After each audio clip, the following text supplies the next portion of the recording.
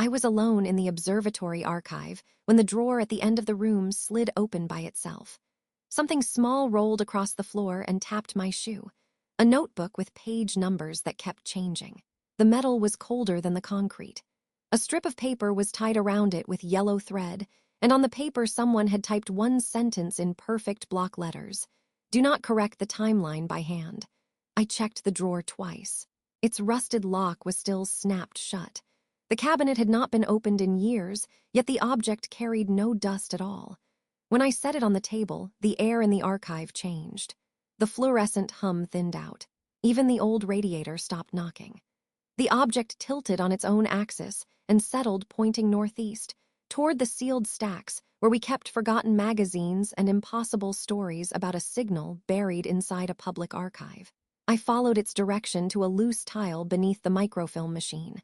Under it was a stack of typed pages wrapped in wax paper, all of them stamped with tomorrow's date.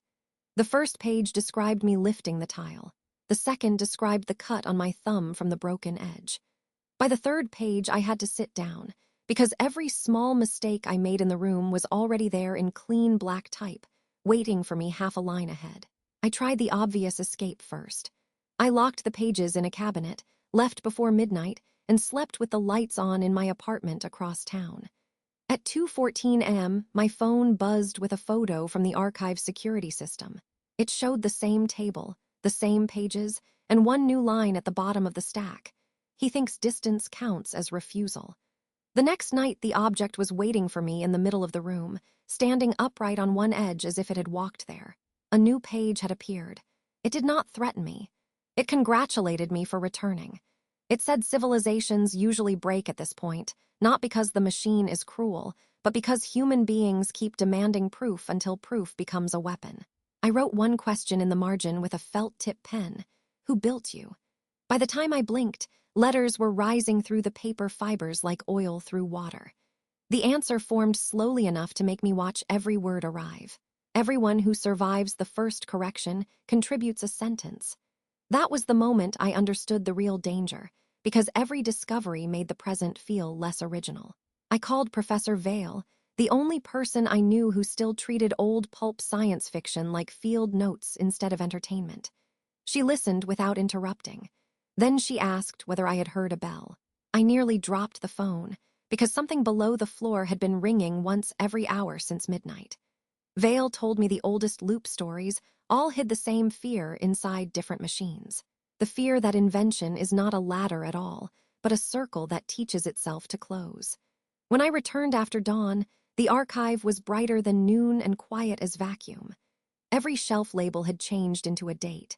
Some were centuries ahead. One was my birthday. Inside that cabinet, I found a folder of rejection letters addressed to me for stories I had never written, all of them variations of the same warning. The last letter was unsigned. It praised the ending, but complained that the protagonist always waited too long to tell anyone. I stopped trying to keep it private. I set up my phone, recorded the room, read the pages aloud, and uploaded the video to an account nobody followed. The upload failed 3 times. On the 4th try, it posted instantly, but the title had changed. I had written Archive Anomaly. The published title was First Successful Contact. Within minutes, the comments filled with timestamps from parts of the video I had never filmed. One said, "Pause at 2:17 and look behind you." I scrubbed to that frame. In the reflection of the black monitor, the archive was crowded with people standing shoulder to shoulder behind me, all of them watching the table. I turned around and found the room empty. Before sunrise, I scanned the pages, burned the originals, and left the object on the last train leaving the city. 6 days later, a stranger posted a blurry photo of it online beside an old sci-fi magazine.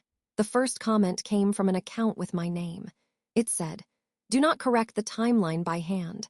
I should have stopped there, but the account with my name began posting before I did.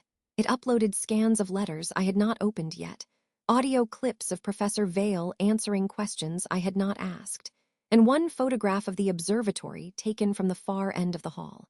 I was visible in the frame, still standing in front of the table, still deciding whether to touch the pages.